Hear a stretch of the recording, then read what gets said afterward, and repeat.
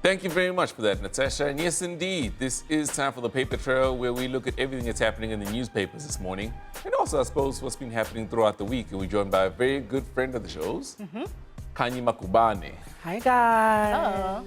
How's it going? I'm good. Good to see you. Thank you. I saw Travis Scott there doing the things. Yeah, putting guys under pressure. Yep. And on that note, it turns out Kylie's Scott birthday is is like actually the 10th of August. So you were misinforming the public. So it is coming up. Ah. But it wasn't her birthday then. Propaganda.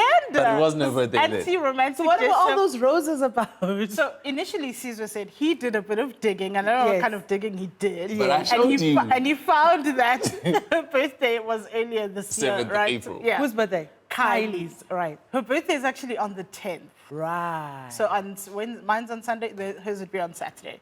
But initially he'd said we're being hoodwinked here. This was from months ago. Yes. Now they're also we're eating into paper trail time. Okay.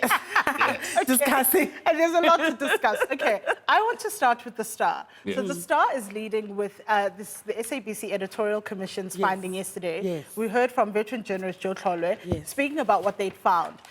That they found a culture of intimidation, people who are living in a culture of fear.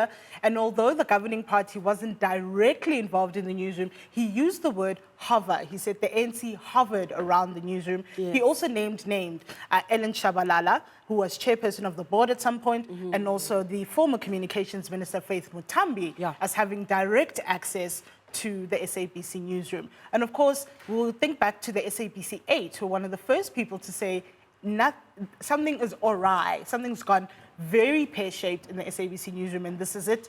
Now we have confirmation.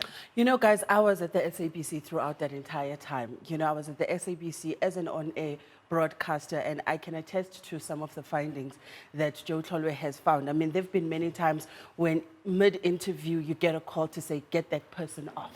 You know, there'd be times where you get the Minister of Communication wanting to know who was that person saying that, and that person would be me, and action has to be taken. So I think the culture of regulation and fear has been there. And one of the big findings, and one of the biggest damning findings, was that, I mean, former CEO Hlaudu Motsoeneng has been, you know, fingered as having used certain senior members like the Notando Maseko and the others, who the SABC now says it's going to take action against.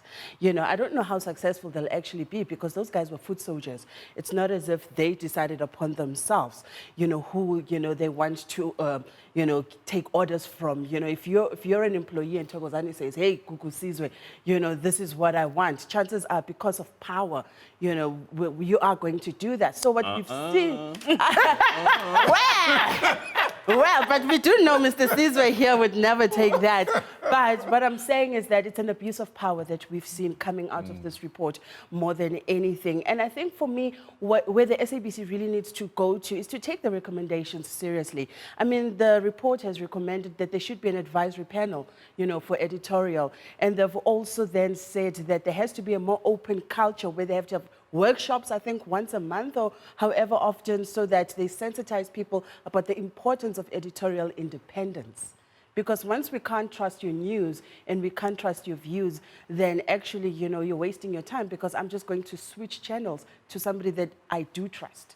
Opposition parties have always said and stated that the SABC was being used as a parastatal organization and so as a propaganda machine for the ANC. Right. Even the EFF said, and Yes. we got confirmation from former, was it the group CEO, Matthews, EFF saying there was a directive to the public broadcaster to limit the kind of coverage the EFF was getting. When he then finally resigned, he admitted that, yes, we did that. We did limit, and it was in the 2016 election. Yes. He said we did limit the kind of coverage we'd given to the EFF because there was a directive. And I know we have a conversation about state capture in terms of financial means, but this is another way in which private individuals or private entities use public, because this is the public broadcaster, use public good or public institutions for, this is a kind of capture, and that's why it's so important. It's a media capture. I mean, there's been growing calls for a commission of inquiry into the media itself, you know, to get started. And this is just one of the examples. And what you're saying, Gogo, then makes it very weird for the report to come out saying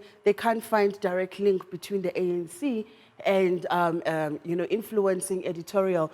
But as you say, Joe Tlholo, I think, was being very diplomatic when he talks about the hovering.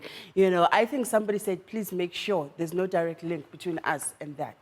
Well, the way they're able to do that is because the ANC is always able to distance itself from being Government, a party yes. and then Government, government, right? yes. So if you've got an official, a member of cabinet, for example, that's government. Yes. And yes, that person may happen to be an ANC member, but who's to say the directive came from the ANC? Well, Faith Mutambo has been fingered, as the former communications minister who, was working very closely with the former CEO, Hlaudi Motsoeneng, and we know that the DA has said, they are going to take action against her and other government officials who have been, named in this report. So we are going to see more of this coming because then, Faith then takes her instructions from somewhere and then Faith is then the one that institutes some of those instructions. And so, of course, there won't be a direct link, but I think at the end of the day, we cannot deny government interference. Absolutely. Let us know what your thoughts are. Tweet us at 405 Mornings and don't forget the hashtag Breaking Dawn on 405. A simple question to ask is, do you believe what you see in the media?